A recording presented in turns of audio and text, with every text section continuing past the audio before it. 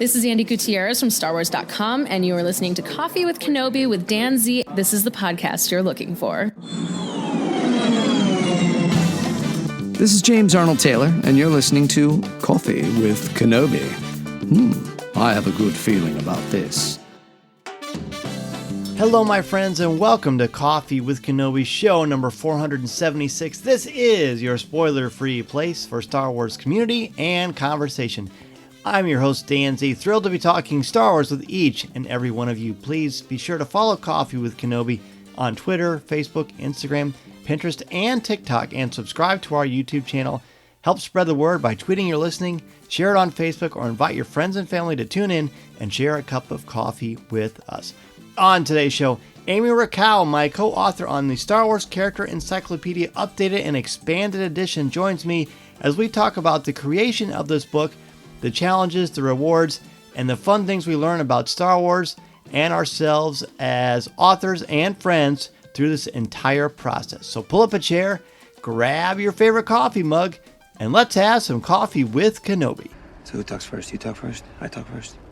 Joining us today for a cup of coffee is my co-author, boy, it sounds great to say that, of the Star Wars Character Encyclopedia Updated and Expanded Edition, Amy Richau. Amy, welcome back to Coffee with Kenobi. Thank you for having me back.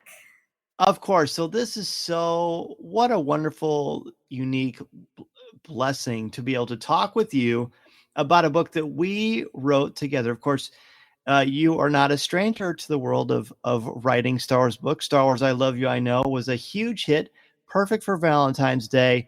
And then we shift into the Star Wars Character Encyclopedia.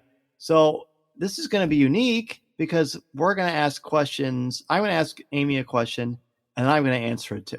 So it's going to be like, I don't really know how to compare it, but hey, the world's upside down in a very fun way. But so Amy, let's talk first about when you first got notification that you're going to be working on this book. So it was shortly after Star Wars I Love You, I Know came out, I believe. And I can't remember exactly when it was, but it was definitely like one of these dreamy emails because for me, I own, I think, 3 other versions of this book. I think this is the 4th version, like revision of this book. And I own the other 3 versions. They are some of my favorite Star Wars books. They're geared towards a kid, like a child's reading level.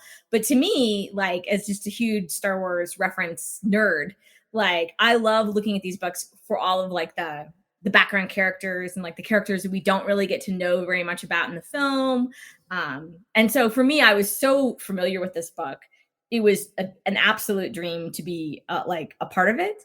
And so I was just, to me, like, I don't even think that there would have been, if you asked me like, what kind of book do I want to write for DK? Like this would have been, if not the highest, one of the highest on the list because I just adore that series of books so much. Very similar. Shortly after the Star Wars book, I became aware that this was going to be the next project. And I felt, when you find out you're going to write a Star Wars book for, the first ones we wrote, it's just it's like a game changer in your life, right? It's just a big deal. And when this one came around, it was a similar sort of take your breath away. Not necessarily that we're writing another Star Wars book, but for me, that I was contributing to, this series that you're talking about. I've always loved the character encyclopedias. They're so full of information, seeing just even the heights of the characters, how the, references to other characters and thinking, oh, wait, they are kind of connected to each other in a certain way. It's just something you can look through countless times. And I've used it so many times for the show, for articles for stars.com, just in conversation. And now to know that I've contributed to that and that we got to be a part of this was cool. But the other bonus for me is that, of course, I know you because of fandom, and we were on the Star Wars media covering Star Wars panel at Star Wars Celebration Chicago. And then when I said, well, who else am I going to be working with? And the person I was speaking with said Amy Richau. I was like, no way. Yeah. And I thought, it was really great to know that it was you. I couldn't wait to find out. So then, and like, is it safe to text her? Does she know? And you knew, of course, the same day I did.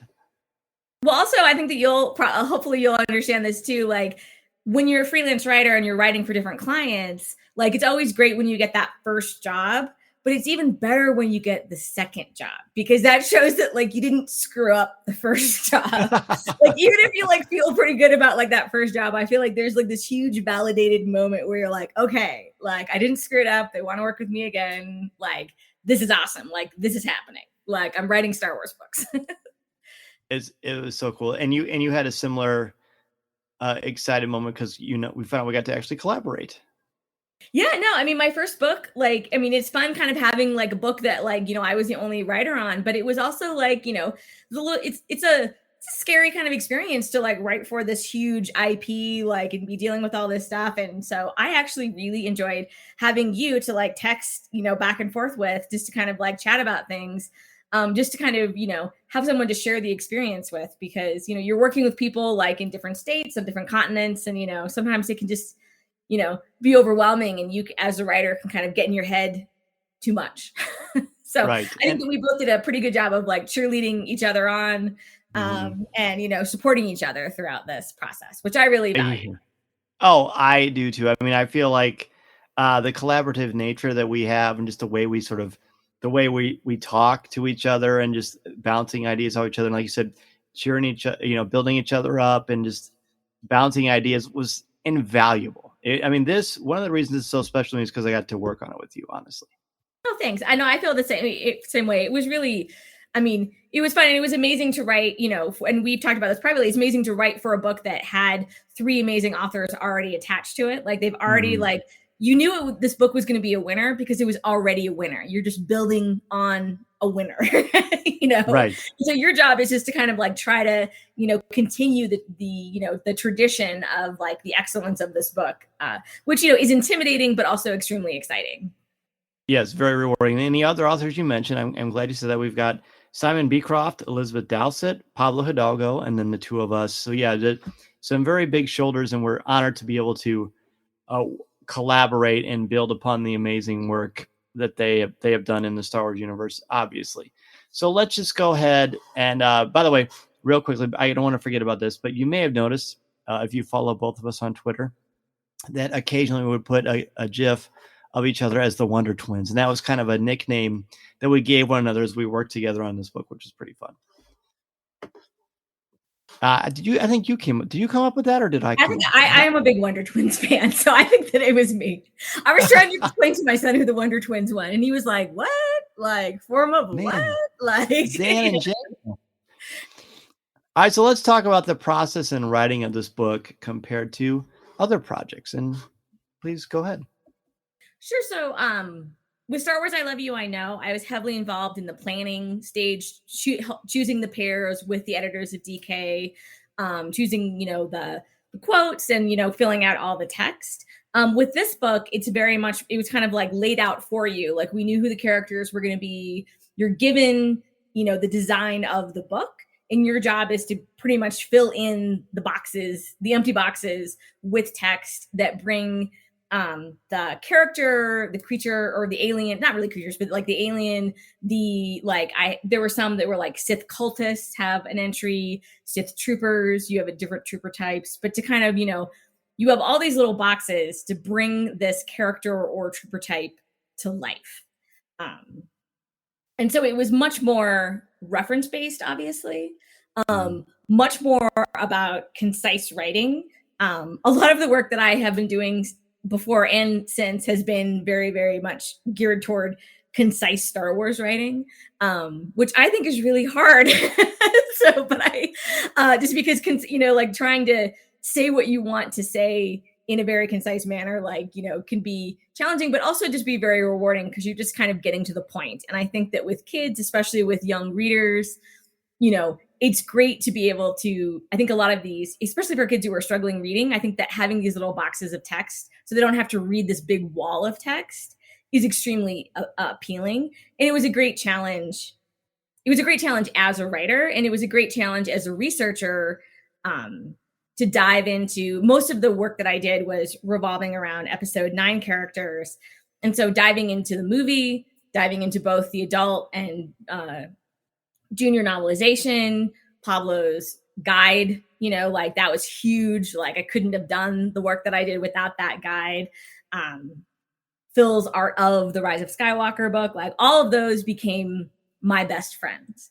And I really enjoyed the opportunity just to completely immerse myself in a Star Wars film and try to live in that world and bring as many like little bits from different parts of, books that were created around this to life. Like I really, it was really fun just to kind of live in it was the closest I've ever been to like living in a Star Wars movie. And I found that to be really, really fun. Well, that's a wonderful way to state it. For me, this one was quite a bit different from the Star Wars book, because the Star Wars book is a series of curated essays. They were much longer pieces, much longer than DK normally does. This one was much smaller, much more concise, like you said. And I agree with you. I think this particular book was more challenging because it's harder to say a lot with a little. And that's one of the things I try to emphasize with my students as we're working through introductions or different things through the different writing that I work with them on, is that you saying more with less is much more challenging. It's much easier to add than it is to subtract and still get the main point across.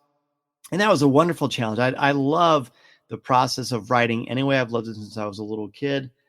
I like revising. I like editing. I like getting different people's perspectives and points of view, which is why it was so great to work with you and the editors at DK and Lucasfilm. It was just very, very exciting. And then I got to focus on, you mentioned you were primarily focused on episode 9, The Rise of Skywalker. I was able to work pretty much almost, not exclusively, but almost exclusively on The Mandalorian, which is very, very cool and very exciting, but it's also a very new mythology, a very new aspect of this particular area of Star Wars. So that brought unique challenges as well, which we will get to a little bit later. But I relish the challenge. And like you said, we get to see the text and you fill in the gaps, and having the ability to really explore these characters and rewatch episodes of The Mandalorian or look at, different things that have been out there about it and be able to collaborate with Lucasfilm about a very, very exciting section of the Star Wars universe was really empowering, really exciting, a little bit intimidating, but very, very thrilling. And being able to say to my son, hey, that page on Grogu, I got to write that page. And he just looked at me like, wow, Dad. And that was a very, very cool thing. Sharing this with him, with my youngest son, Mason. Once we got the author copy, I posted pictures of it online. It was just so excited. And I just felt like, just as a dad in general, I just felt so happy and proud because he was excited, and that means the world. So what are your kiddos like when they find out that have you written the Star Wars character encyclopedia, or that you've written Star Wars books at all? Oh yeah, they could not care less, really. Like they're just not impressed at all. My daughter, she's not, she has seen some Star Wars. She's not a Star Wars fan, but I think that, the funniest story I can tell about my daughter is when I was interviewed for a piece on Vanity Fair about Ahsoka Tano, and I was super excited about it because it was in Vanity Fair.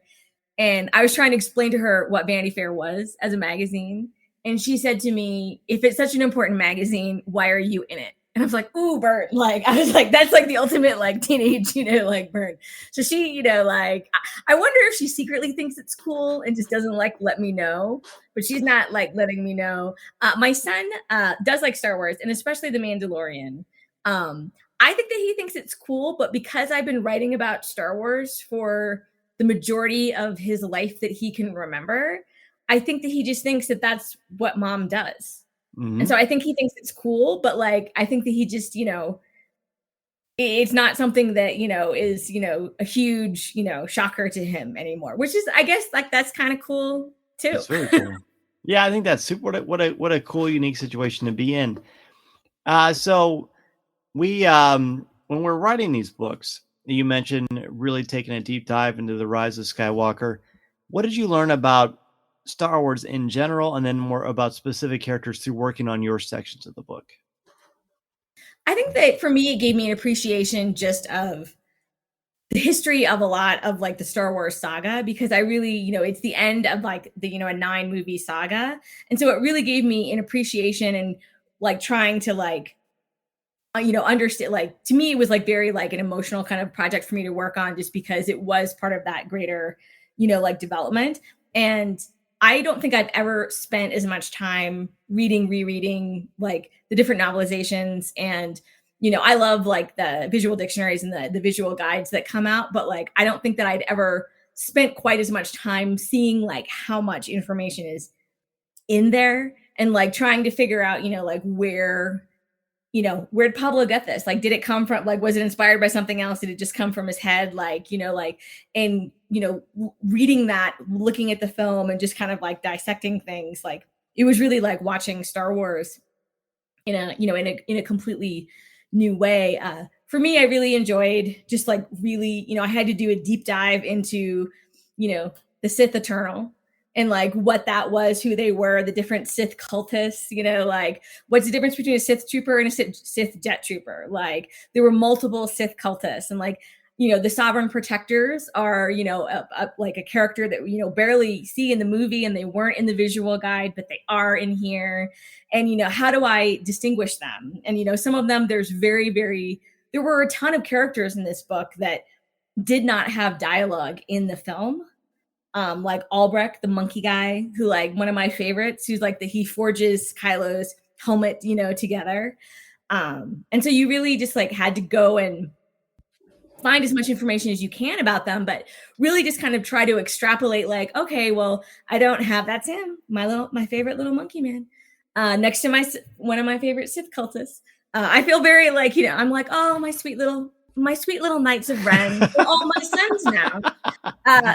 Like, but I just, I developed this, like, I mean, I already loved Babu Freak and like Bulio and, Claude. I mean, Claude was like the best. I would have like fought you for Claude. Like, if I had to, if it came to that. But like all of these characters, like you just become like attached.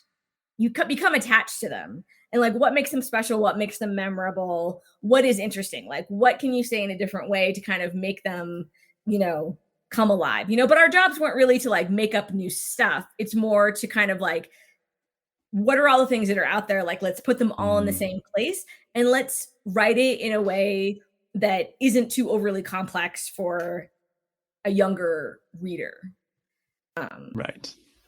Well said. I certainly like came away more, feeling more, I don't know, like cheerful about the Force Eternal, like, but like the Sith cultists, I'm like, oh, look at them. Like they had a point, like they were raised that way. Like, I really enjoyed all of those. And the trooper, trying to find, different and fun ways to talk about the troopers and the different, cultists. I really did enjoy that part. Interesting. For me, what I learned about Star Wars in general was just more, again, how broad and expansive and how much connective tissue there is in this story. Sometimes it's just very, very distant, and sometimes there are more immediate connections that I don't initially think of. But with The Mandalorian, because there's only 2 seasons so far at the time of the recording of this podcast, it was really challenging because there isn't a lot to go off of. There's not really hardly any literature about The Mandalorian. There's not much to go by other than the actual episodes on Disney Plus themselves. So, I got to rewatch them again, which is complete bliss anyway. But to me, one of the biggest things I like teaching about is characterization and what makes a character tick, what motivates them, what inspires them, how do other people interact with them, and what might that tell us about the character. So I really got to study the nuance of the Mandalorian and maybe why the different ways that he tilts his head and the way when he's talking with Cara Dune or when he's looking at Grogu for what in his mind may very well be the last time at the end of season 2, or how Boba Fett fits into this picture and what is actually motivating him. That was great for me. I mean, I'm such a student of people anyway. And then in this fictional universe, being able to look at these episodes and really break them down and really think about what's actually going on here and try to, again, like you said, we're not creating things that aren't already there, but we're putting them together in ways that perhaps people maybe haven't thought about before, or maybe didn't realize the connections of. And that's very, very exciting. And as I've also said many times, when you write about something or you teach something, you learn it in a way that's so unique and I just feel more sort of intimately connected to certain aspects of The Mandalorian because of this writing process. And it sounds like Yeah, you feel the same way as well. I do, and like what's thinking about the different kind of like parts of the writing job, to me, one of the like best and bizarre and funny things about these book are the annotations, like the little lines that point to like a hat or a shoulder or a knee or a shoe. Like, I mean, because like there's like a whole history of like, like some pretty out there, annotations, some pretty funny stuff. And I found the annotations to be the hardest part of writing some of these spreads, but also like the most rewarding. And they were also the ones where I was like, I wonder if this is going to get through. Like, and you also wonder, like, did I say this already? I wanted to continue the tradition of like having some of them just be kind of funny and bizarre, or like kind of, just like memorable kind of, annotations. And so I remember like that, like, when I saw the final PDF, like that was one of the things I was wondering, is I was like, did I get away with that? I did get away with that one, like. It's fun. For me, I found myself, I make sure I'm not repeating similar ideas, but I don't think that really happened. So let's talk about the thrill of seeing our names on a Star Wars book. So both with this one and I Love You, I Know, as well as when I chat later about the Star Wars book, talk about that thrill of seeing your name on a Star Wars book. I mean, it's interesting. When I Love You, I Know came out, it was like the beginning of January, and it was like right in the middle of like, pretty severe COVID surge, like before vaccines and stuff like that. And so I wasn't going anywhere. I actually still haven't seen I Love You, I Know in a bookstore. I have a lot. No, I know. Like, I think I have seen a lot of pictures of it, but like I have like been to bookstores where I know it's been and I've forgotten to look for it, which is ridiculous. But like, just like during a quick like run in to get something. But I feel like because of the whole COVID situation, like I haven't been out there, like I haven't been to a convention, like I haven't seen a lot of my like best Star Wars friends. Like part of me thinks that like it's not really going to feel real until Celebration. Or until I like apparently start hanging out more, at bookstores and look for my own stuff. But like it's it really is a wild moment when you get, the mail and you open the book and then like your name is right there. Like it is a pretty, wild experience. Like, I've had that like for Star Wars Insider, like seeing my name in print, but just like having it be in a physical book that, just slides right into some of your bookshelf with some of your other favorite moments. It really is a bit of a humbling and exciting moment. Yes. Humbling and exciting are perfect words to describe it. And, seeing it for the first time, holding it for the first time. Again, I mentioned earlier that I posted when I first got to see the book, the Star Wars character Encyclopedia in person, it's just extraordinary. I mean, I know when I wrote the Star Wars book and I finally got to see that, every time I opened that book for like a month, I just made sure my name was still there. You know what I mean? Even though of course, that it's there. It's just something you don't take for granted, because you and I have loved this galaxy, this franchise, our entire lives. And it's just so wonderful. Seeing this one again, Mason wanted to get a picture. He goes, Dad, open the book to a page that you wrote and let's get a picture together. And he's 8. And I love that he wanted to do that. I mean, sharing that with him is just very, very special to me. And my students, of course, think it's cool, but I think that I'm so goofy half the time, they don't know if I'm ever serious. So that's probably part of the challenge there. But it's very, very rewarding and empowering, because, when you work, as I tell people all the time, when you work really hard and don't apologize for who you are, good things can happen. And I think you and I are living examples of that. Yeah, I was really like almost ridiculously laser focused about wanting to not only write for a Star Wars book or a nonfiction Star Wars book, like a DK nonfiction Star Wars book. I mean, it was kind of a ridiculously niche goal, but like I just, told everyone that I could possibly tell that that's what I wanted to do. And I did a lot of stuff to try to make that happen. And it still blows my mind that it actually, did happen. But I think that it is, proof that, I mean, because I'm like a suburban mom in Colorado. Like I'm not in LA or New York, and I'm not like, I'm not on fancy press lists. Like I've never been invited to a premiere. Like, I don't go to the openings of like stuff like that, but yet I, have, I get to be a part of the Star Wars history because of this. And it really, like, I am very proud of it. Yeah. And you absolutely should be. I am still hopeful that you and I will be able to sit at a table and we'll both be signing the book. I mean, I think that's going to be so cool. I think it's going to be so We cool. can just do that in a bar at Celebration. That's right. That's right. At Oga's. At Oga's. Yeah. Come on over, everybody. It's going to cost you one fuzzy tauntaun, and we're happy to sign your book. Right. Let's talk about the biggest challenges on the Star Wars Character Encyclopedia. Well, you mentioned, I mean, it really, sometimes it is repeating yourself.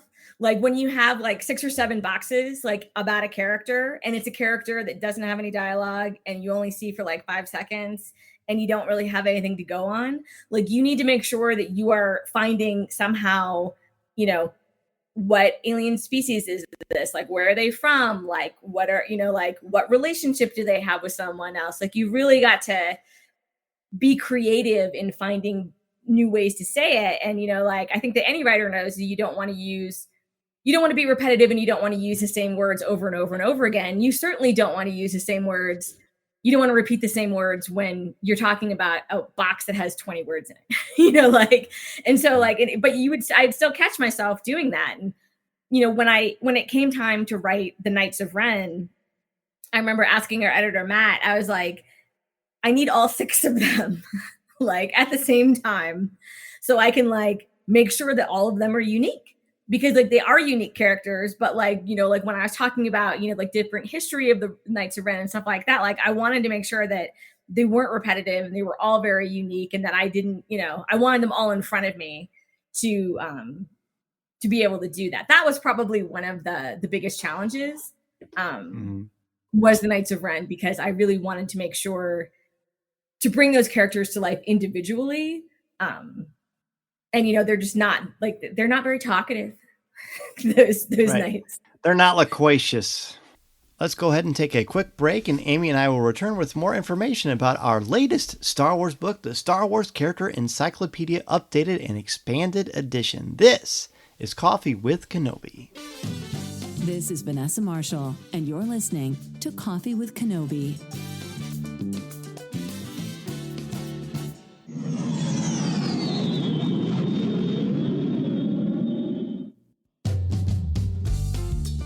That's a good. And one of the first things I did when I got my author copy was look at what you did with the Knights of Ren, because I knew that was something that was a really fun challenge.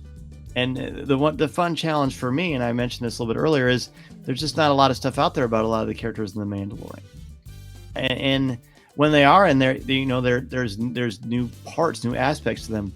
One of the most rewarding and most challenging aspects was that I got to write the Boba Fett page, and I relished that page. In fact, when I got this copy, that was one of the first pages that I looked at, and there's something about, and I'm sure you probably feel the same way. There are certain sections that I read, and I suddenly am transposed to my laptop. And I can almost remember what I'm wearing. And I remember, debating what adjective or adverb I want to use here, and what's going to sound the best, what's going to convey the most power behind this character. Because Boba Fett's a pretty important character, especially now with the book of Boba Fett coming out.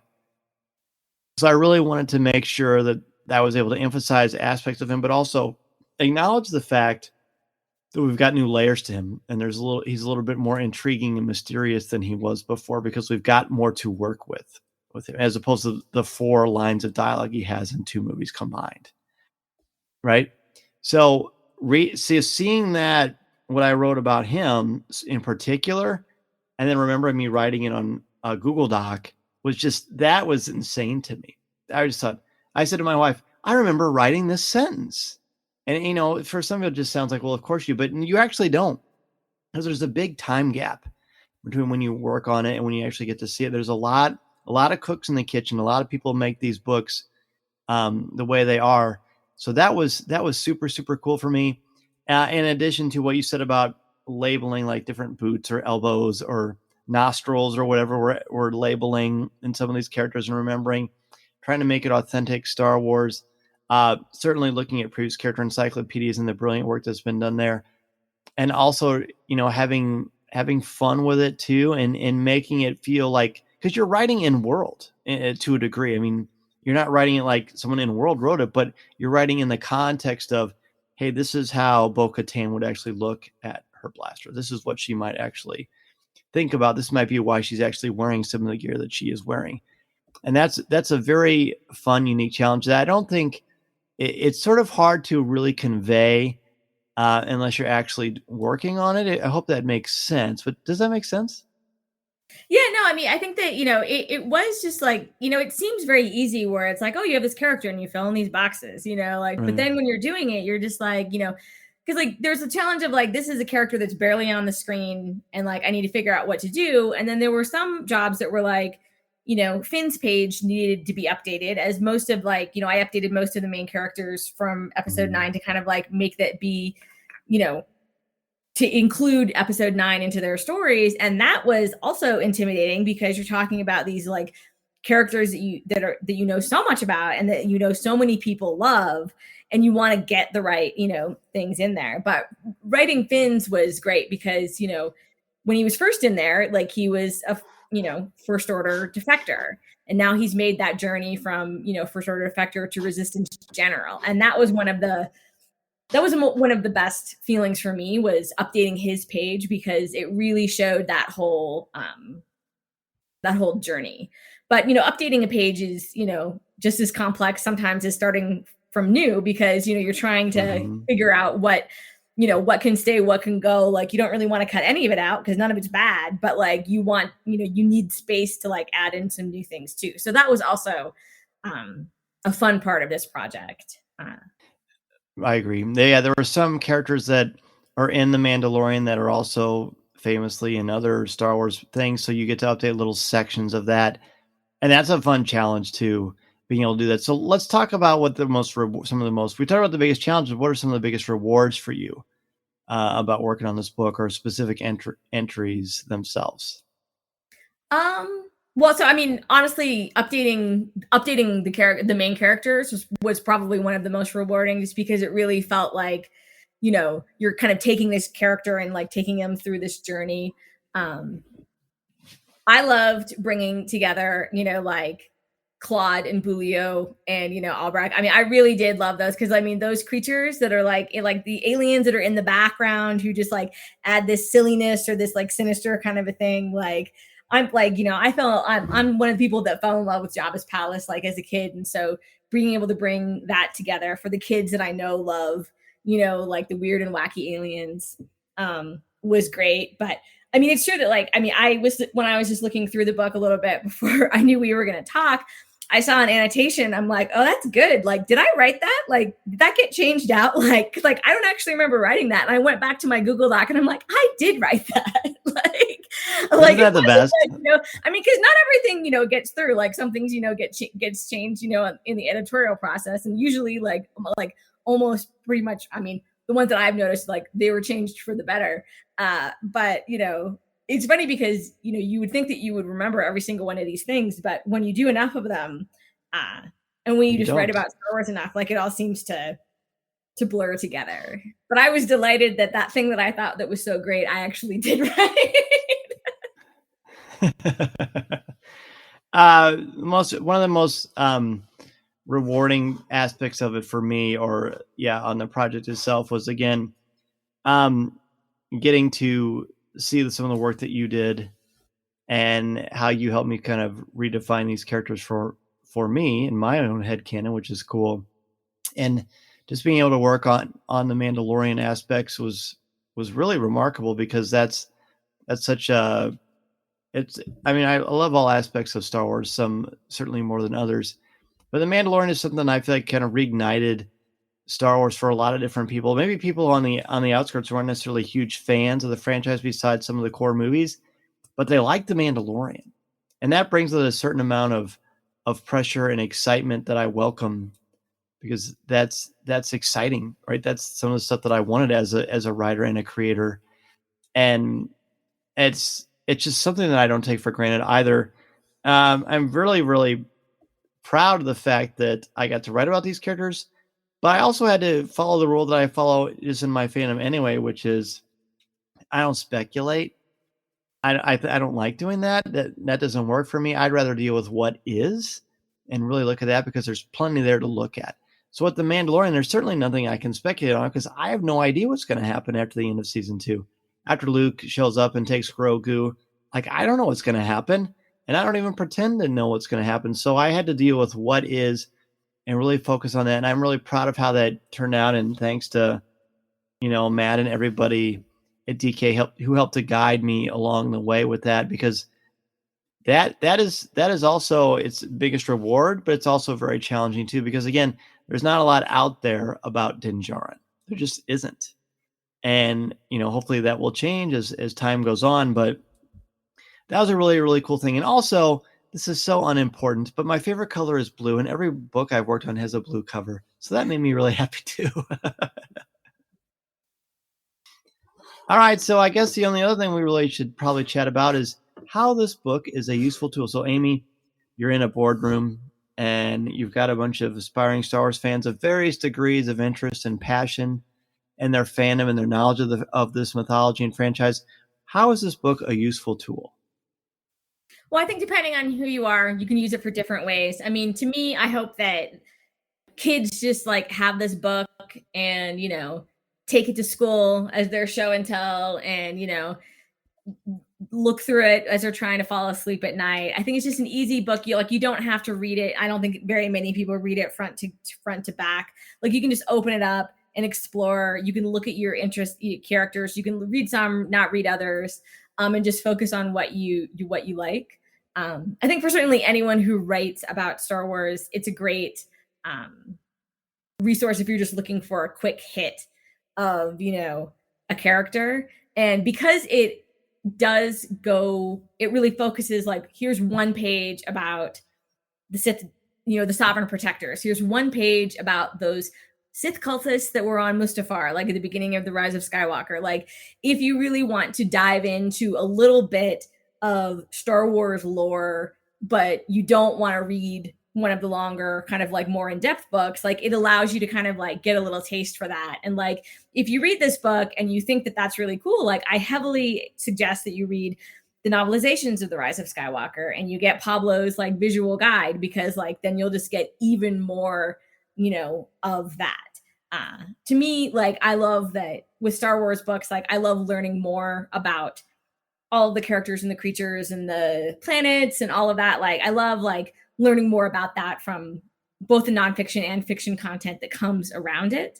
And so it's just like for me, it's always been like a way to re-enjoy the movie and to enjoy the movie a different way. Like, and I certainly like when I watch The Rise of Skywalker now, like it's completely different after reading this book. And so I think that really, it's just, for different people, a different way, but really all I really want is for kids to fall asleep reading this book at night. That's what I want. I think that's wonderful. And I feel almost exactly the same way. Just it's something you don't have to read cover to cover, though you certainly can.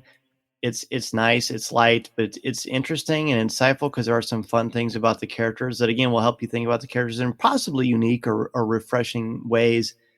It's a beautiful looking book. The layout is absolutely gorgeous. Thank goodness there are designers that are far, far greater than I can't even draw a straight line with a ruler. So when I see something like this, I'm completely blown away and mesmerized.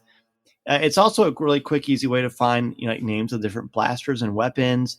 Again, I think the heights of the characters and looking quickly at their home worlds and where they're from, because there's little bios, the data files as they're listed on every single page, is really cool. It's a great tool whether you are just want to have a conversation with your friends, settling a debate, hosting a podcast or starting a blog of your own, or just as a Star Wars fan in general.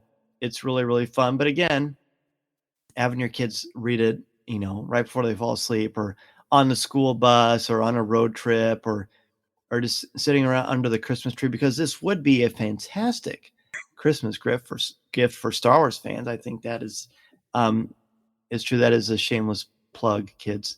But I really think, if I didn't write this, whether I wrote this or not, I would want to have this book because I like learning about the different Star Wars characters. Now I have a new question. I just thought I'm going to put you on the spot. And I want you to do the same for me. What's your favorite entry that I wrote? Oh, You could just make it up. I wouldn't know if you were telling the truth. no, I know. I was trying. I don't know. I don't know. I can't I'm trying to think. While you're marinating, I can tell you what my favorite one is of yours. It's a tie. Oh. So I want to get the name correct. But I loved. Let's see, where is it? I'm gonna find it. Flipping through. There was one particular Sith cultist that you talked about. First, I loved you writing about. Is it Claude? How do you pronounce Claude's name? Oh, I think it's just Claude. Claude. Okay. I love that. Like, you legitimately had joy. Like, I felt joy when you wrote about Claude. I found it super charming. I can't even explain why. Then when I saw your tweet earlier today, you were talking about that character, it just made me happy. And I was like, how she felt completely came through in her writing. And I thought that was cool. I mean, I got to know you really well through this process, but I thought that was really, really great that your enthusiasm for this came through in this entry. And I mean, the layout is very charming as well. No, I really did love, I do love Claude just in general. And I was like super excited about, writing, for him just because he's so ridiculous, but I love him. And I wanted him to have both, but I wanted him to have a ridiculous, but wonderful and respectful entry. Right. Yeah, and I think that the Claude is probably like, if I was going to pick one entry, like I might actually be like, this is me, Star Wars. Like, here's my love affair to Claude. I really liked like the Pelimoto, like one of my favorite Mandalorian characters. I loved some of the annotations in there because it gave such like great detail. And I like some of the headings for that one too. I just really to me, what was great about The Mandalorian is that you really you didn't have that much to go on. And so much of it was about like the characterizations, like you said, that I think it was such an interesting challenge because for me with episode 9, I'm writing maybe not the end for these characters, but the end of this saga. And you were catching them more on the beginning wave, here a character, and we don't know, we don't know if we'll ever see Pelimoto again. We don't know if we'll see Frog Lady again. I thought it was very exciting to see, Ahsoka in this book because she hasn't been in the book before because they don't do animated characters. They just do, live action. And so It was really fun to see, the Ahsoka page in there as well, just because you're like, wow, she's really in there. Yeah, it's pretty surreal, and being able to tie little aspects of her from Clone Wars as well. I also liked for when you wrote about Cardo, because first of all, getting to actually see them close up without shadows, getting to actually see what they look like is great. But then, you're talking about him being obsessed with modifying weapons, his weapons of choice, just kind of how they sort of interact with each other, and the respect they have for Kylo Ren. Would you say they respect Kylo Ren, or do they fear him? Would you say it's a little bit of the all the above? I think that it depends on which night that you're talking about. Yeah, I think it's a mixture, and I think they don't want you to know how they truly feel. Oh yeah, for sure. Yeah, I have to say that for the Knights of Ren, Pablo's visual guide was so helpful. With writing that, is he really crafted some unique things about all 6 of them, and then I felt like I could just use that as a launch pad to then to kind of add to that. But that was a great resource for that. That's great. That Pablo, he knows his stuff. I know it might be his job, Indeed, he wears well. Well, Amy, it was such a joy to chat with you. It was great to work with you on the book, growing our friendship together, and be able to talk to you tonight about the Star Wars Character Encyclopedia updated and expanded edition. Now that this is officially dropped, it is available in bookstores all over the galaxy. A great Christmas present, great fun.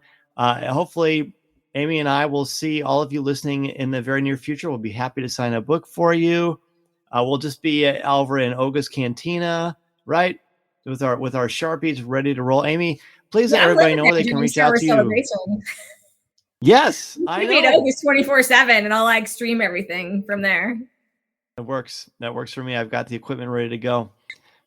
So let everybody know where they can continue the conversation with you. Sure. So you can find me on Twitter at Amy Richau. I have a blog that is called 365 Star Wars, which is the home of the 365 Star Wars Women Project.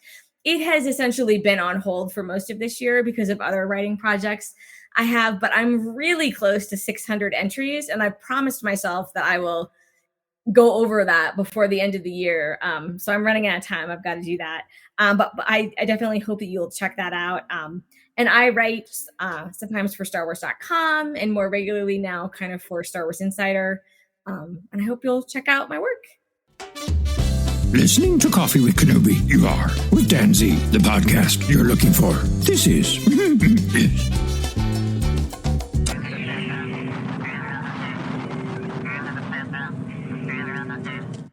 A huge thank you to Amy Richau for joining me as we got to talk finally about the Star Wars Character Encyclopedia Updated and Expanded Edition, featuring characters from Episode 9, The Rise of Skywalker, and The Mandalorian. I am so excited to see what everybody thinks about this book, about what it's going to add to your conversation pieces, and to what it brings to the community at large. I think it's going to be a great Christmas gift, and I'm not just saying that because I am one of the authors, but I truly think it is a special book that you're really going to enjoy. Speaking of things you're really going to enjoy, I highly recommend you go to MEI and Mouse Fan Travel for your no cost, no obligation quote. They are the official travel partner of Coffee with Kenobi. Be sure to go to www.coffeewithkenobi.com/mousefantravel to help you plan your magical vacation and support Coffee with Kenobi in the process. Be sure to join me on Monday nights at 7 o'clock p.m. Central Standard Time for Coffee with Kenobi Live, CWK Live at www.coffeewithkenobi.com/live or facebook.com/coffeewithkenobi. And actually, normally while we are on Monday nights, next week is going to be a Tuesday night show at 7 o'clock p.m. Central Standard Time. But of course, the audio feed will be here for you on the podcast catchers wherever you listen as well. Be sure to go to CWK Cafe, our Facebook group, www.coffeewithkenobi.com/community for Star Wars thoughts, comments, reviews, and opinions in a family-friendly, spoiler-free place that is also drama-free. People post their Star Wars Christmas trees, different reviews of books, and different shows that we are talking about, hot takes on the movies, but again, all done in a very positive, family-friendly place. It's a really great community I'm very excited to be a part of, and I hope that you will join us over there as well. If you want to give back to me and Coffee with Kenobi, you can become a member of the CWK Alliance at www.coffeewithkenobi.com/support. This is where you can get the CWK pour-over audio and video exclusive weekly podcast not heard anywhere else, and 10% of your monthly contributions go directly to the St. Jude Children's Hospital. This week we're going to be looking at the first 3 episodes of Marvel's Hawkeye on Disney Plus, because that's what Pour Over is. We talk about Star Wars, but also anything going on in pop culture. We give top 5s about different things like foods, movies, entertainment. Lots of fun, lots of laughs. I hope you will join us there. Be sure to join us also on the website, www.coffeewithkenobi.com, for Star Wars news, announcements, reviews, video, and so much more. You can email me, danz at coffeewithkenobi.com. Connect with me on Twitter at Mr. Zer, Instagram at DanZerCWK, and on LinkedIn. You can find Coffee with Kenobi on social media, Twitter, Instagram, Pinterest, TikTok. Give the show a like on Facebook at facebook.com/coffeewithkenobi, and subscribe to our YouTube channel. Be sure to take a couple of minutes to rate and review the show on iTunes or Google Podcasts.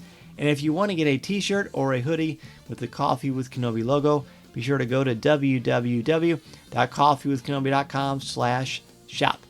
And if you want to have me come out to your school, conference, business, or organization and talk about how to tap into your strengths and help you bring out your very best, be sure to go to danzmedia.com. I can help you start a podcast or a blog, or even expand your brand as well. Have a great week and weekend, everybody. Thanks for joining me on this special show where we talk about the Star Wars Character Encyclopedia. Again, such a thrill to be able to contribute to the Star Wars universe in a very small way, and I can't wait to see what you think about it. Be sure to let me know in the cafe, danzmedia.com, or anywhere else you can find me.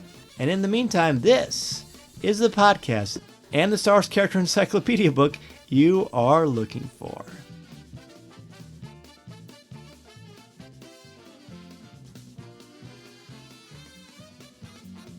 This podcast is not endorsed by the Walt Disney Company or Lucasfilm Limited. It is intended for entertainment and informational purposes only. The official Star Wars website can be found at www.starwars.com. Star Wars, all names, sounds, and any other Star Wars related items are registered trademarks and or copyrights of Disney and their respective trademark and copyright holders. All original content of this podcast is the intellectual property of Coffee with Kenobi unless otherwise indicated. This is the podcast you're looking for.